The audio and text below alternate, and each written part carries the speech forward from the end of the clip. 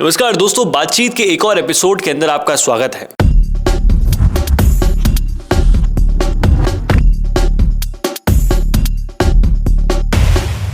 और आज इस एपिसोड में हम बात करने वाले हैं उस चीज के ऊपर जिसके ऊपर हमने बहुत बड़ी श्रृंखला चलाई थी, दिल्ली इलेक्शंस। आज दिल्ली के अंदर चुनाव है, 5 फरवरी को चुनाव है, 8 फरवरी को इसके नतीजे आ जाएंगे। और जिस तरीके से ये चुनाव निकलकर सामने आ रहे हैं, आम आदमी पार्टी के कार्यकर्ता, उनके जो कैंडिडेट्स हैं वो रोड पे खड़े हुए हैं, पुलिस से लड़ रहे हैं, एडमिनिस्ट्रेशन से लड़ रहे हैं, इलेक्शन कमीशन ऑफ इंडिया के ऊपर आरोप प्रत्यारोप की एक लड़ी सी छिड़ चुकी है। तो कार्तिक, आप बताइए, एट प्रेजेंट अभी 3 बज चुके हैं, मतलब लगभग 3 ही बजने वाले हैं, 3 बज चुके हैं, क्या स्थिति है? स्थिति ऐसी है, अभी तक जो है 1 बजे तक का रिकॉर्ड में 1 बजे तक का वो आया है कि 33.1% के आसपास वोटिंग हो चुकी है 1 बजे तक। अब जो है ये वोटिंग बढ़ेगी।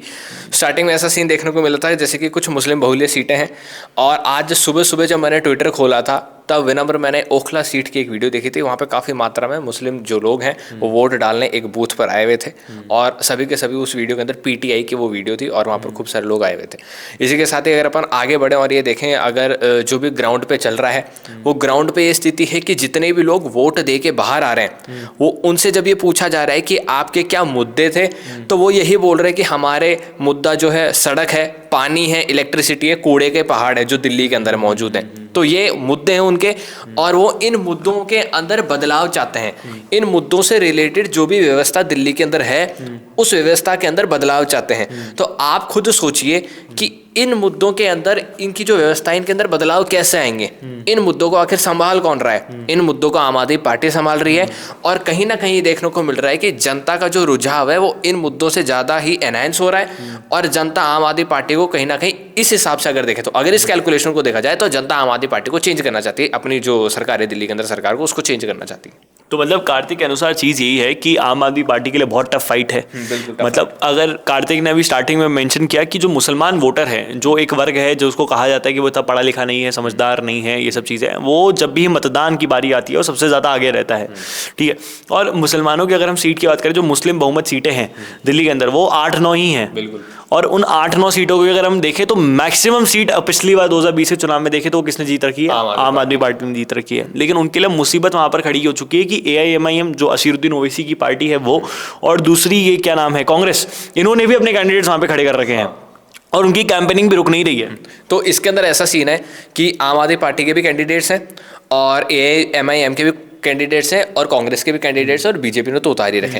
अब इसके अंदर जैसे कि विनम्र ने अभी स्टार्टिंग में बताया, इसके अंदर बताया कि सबसे जो 8-9 सीटों में से 8 सीटें आम आदमी पार्टी ने जीत रखी थी। अब इसके अंदर विनम्र गेम ऐसा होएगा कि जितने भी देखिए, आम आदमी पार्टी ने मोस्टली जो कैंडिडेट है वो मुस्लिम उतारे हैं, AIMIM भी ऑफकोर्स मुस्लिम ही उतारेंगे, और कांग्रेस ने भी मुस्लिम ही उतारे हैं।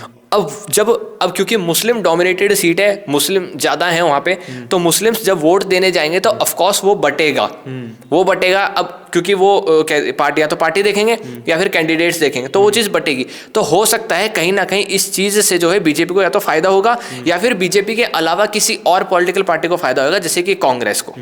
ये सीन देखने को मिलता है इससे। अच्छा, और इसमें ये भी तो है कि वो जो सीट्स है, जैसे हो सकता है ना, मेनली बहुत जगह ऐसी सीट है कि आप देखेंगे किस तरीके से सौरभ भारद्वाज रोड पर हैं। भाई वो पिछली बार भी थे 2020 में, लेकिन जो शिकन उनके माथे पर अभी मौजूद है वो, हाँ, देखने को मिल रही है, वो पिछली बार कहाँ थी?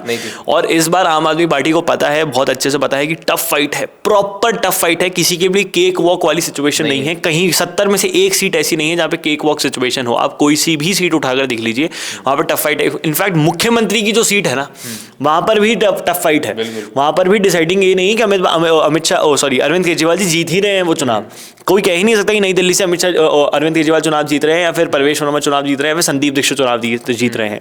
लेकिन एक चीज़ है जो मेरा मानना ये है, जब मैंने कार्तिक को भी सुबह अगर ये चीज़ बताई थी तो उन्होंने भी बोला था कि क्या बात कर रहे हो, लेकिन मैं दर्शकों को बताना चाहूँगा, अगर आम आदमी पार्टी का मेजॉरिटी नहीं आती है तो CM कांग्रेस का ही बनेगा। भले ही उसमें मेनली बात यही है कि अगर मान लेते हैं आम आदमी पार्टी के पास मेजॉरिटी नहीं आती है, आम आदमी पार्टी के पास 70 सीटों पर चुनाव हो रहे हैं, 36 की मेजॉरिटी है, आम आदमी पार्टी के पास 3 सीटें आ जाती हैं। कांग्रेस हर सट्टा बाजार लगभग आप जितने भी सट्टा बाजार देख लेंगे, आप जितने भी छोटे मोटे पोल्स देख लेंगे, वहां पर यही निकल कर आ रही है कि आम आदमी पार्टी के पास 30 से 40 सीटों के बीच में सीटें आएंगी। ठीक है, मैं मान लेता हूँ अगर आम आदमी पार्टी के पास 30 सीटें आती है, कांग्रेस के पास 6 सीटें ही आ जाती हैं या 7 सीटें ही आ जाती हैं। 7 सीटें होने के बावजूद भी कांग्रेस कॉम्प्रोमाइज नहीं करेगी, कांग्रेस खुद का ही CM बनाएगी। क्योंकि जब हरियाणा में चुनाव चल रहे थे तब अरविंद केजरीवाल जेल से बाहर निकल जाते हैं, उनको बेल मिल जाती है। उनको बेल मिलती है, उससे पहले हरियाणा के अंदर कांग्रेस और आम आदमी पार्टी के बीच में गठबंधन चल रहा था कि कांग्रेस आम आदमी पार्टी को 5-6 सीटें दे देंगी कि आप इन पे चुनाव लड़ लीजिए। अरविंद केजरीवाल बाहर निकलते हैं, बोलते हैं कि मैं 90 की 90 सीट पे चुनाव लड़ूंगा, लड़िए। फिर दिल्ली इलेक्शन के अंदर भी कांग्रेस का यही था कि भाई कांग्रेस और आम आदमी पार्टी मिलकर चुनाव लड़ना चाहती है, लेकिन अरविंद केजरीवाल जी गोपाल राय ने सबसे पहले, जो आम आदमी पार्टी के खुद के कैंडिडेट हैं जो इन मुस्लिम बहुमत सीटों में खुद में आते हैं, उन्होंने खुद ने ये चीज कही थी कि भाई हमारा गठबंधन इंडिया अलायंस सिर्फ लोकसभा के लिए था। सबसे पहले बैक ऑफ किसने किया इंडिया अलायंस से? आम आदमी पार्टी ने किया। और इस मूवमेंट पे भी आम आदमी पार्टी ने 70 में से 70 सीटों पे खुद चुनाव लड़ा है। वो अलायंस के अंदर आना ही नहीं चाहते थे क्योंकि उनको खुद पे कॉन्फिडेंस था, वो थे। लेकिन उनको जैसे जैसे परिस्थिति पता चली, जितने घोटाले उन्होंने करे हैं, कैग की रिपोर्ट नहीं दिखाई। मैं आपको दर्शकों को बता दूं, सीएजी की रिपोर्ट आ चुकी है, लेफ्टिनेंट जनरल के पास वो रिपोर्ट है, और एलजी ने ये रिपोर्ट साझा करने के लिए बोला है मौजूदा सरकार को, जो अतिशी मांडलिया जिसके अंदर सीएम है। उन्होंने ये जो सीएजी की रिपोर्ट है ये साझा नहीं करी है क्योंकि उसके अंदर आम आदमी पार्टी के घोटाले हैं। ऑडिट, भाई जनता का, ये दिल्ली की जनता का ये हक बनता है कि उनकी सरकार ने क्या काम किया उसका ऑडिट तो मिले, पैसा कहाँ खर्च हुआ है, कितने घोटाले करे उसका पता तो चले। आम आदमी पार्टी इसको रिलीज क्यों नहीं कर रही है? सोर्सेज से पता चल रहा है कि भाई 600 करोड़ का घोटाला है हॉस्पिटैलिटी के अंदर और मेडिकल फील्ड के अंदर, इन सब चीजों के अंदर। तो मेनली निकल के ये आता है कि कांग्रेस हमेशा से रेडी थी अलायंस करने के लिए आम आदमी पार्टी के साथ। आम आदमी पार्टी कभी भी रेडी नहीं थी, और गलती से अगर आम आदमी पार्टी के मेजोरिटी नहीं आती तो कांग्रेस खुद का ही सीएम बनाएगी, भले उनके पास 2 सीटें आई। मैं कह रहा हूँ ना, अगर आम आदमी पार्टी के 33 सीट भी आ गई और कांग्रेस के पास 3 सीट भी आई ना, तो भी कांग्रेस कॉम्प्रोमाइज नहीं करेगी, सीएम कांग्रेस का ही बनेगा, कांग्रेस नहीं झुकेगी। अब ये आम आदमी पार्टी के ऊपर एक बहुत बड़ी मुसीबत है कि उनको मेजॉरिटी पार करना ही पड़ेगा अगर अरविंद केजरीवाल सीएम बनना चाहते हैं। और अगर मेजॉरिटी नहीं आती है तो आम आदमी पार्टी का सीएम नहीं बन रहा है, सीएम कांग्रेस का ही बनेगा, क्योंकि कांग्रेस ही डिसाइडिंग फैक्टर होगी। बीजेपी कांग्रेस अलायंस नहीं कर सकती है, और उसके बाद बीजेपी अगर कोई अपना खेल खेलते तो खेलते। बीजेपी तो अपना ये खेल खेल सकती है कि अगर बीजेपी की 30 सीटें आती हैं तो बीजेपी पूरा ट्राई करेगी कि आम आदमी पार्टी के कैंडिडेट्स को तोड़ा जाए, एमएलएस को वापस से उसमें से कोई एकनाथ शिंदे बन जाएगा या फिर कोई ज्योतिरादित्य सिंधिया बन जाएगा, ये सब चीज़ें हो जाएंगी। लेकिन आप तर्कवाद से जुड़ सकते हैं। हमने दिल्ली इलेक्शन को जिस तरीके से, जिस एनालिसिस से, जिस पर्सपेक्टिव से कवर किया है, शायद ही किसी और मीडिया हाउस ने किया होगा। Due to the lack of resources we only use internet. हमें इंटरनेट यूज करना आता है, इसलिए हम आपके पास खबरें जल्द से जल्द पहुंचाने की कोशिश करते हैं। लेकिन मैं आपको बता रहा हूं, 8 तारीख को जब चुनाव के नतीजे आ रहे होंगे, उस दिन भी बातचीत का एक और एपिसोड आएगा। उसके अंदर हम जो हमने प्रेडिक्शंस करी थी वो लेकर आएंगे और आपको बताएंगे किस तरीके से तर्कवाद ने जो चीज़ें कही थी कितनी सच निकल के सामने आती हैं। याद रखिएगा, राजनीति के अंदर अनुभव मायने रखता है, अनुभव से ज़्यादा डेटा मायने रखता है। लेकिन ये सब चीज़ें आपको 8 तारीख को पता चलेगी। चुनाव के नतीजे 8 तारीख को हैं, और इस बार तो हमने जो कवर करना था वो हमने सब कुछ कवर कर ही दिया है।